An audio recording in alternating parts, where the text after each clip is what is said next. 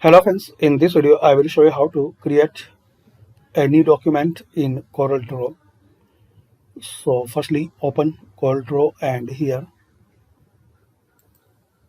click on File, then click on New,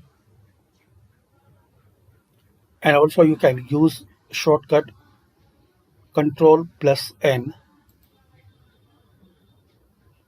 You will see this dialog box. Give a name for your document.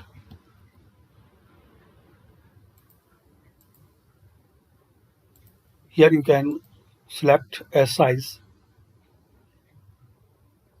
like A4, A5, A6, and there are some more options.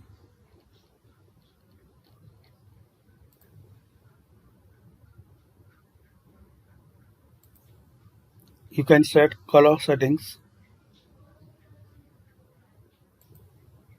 then click on OK.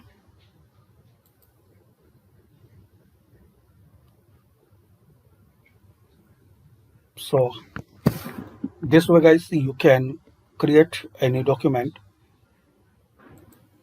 then click on File and click on Save, or click on Save As.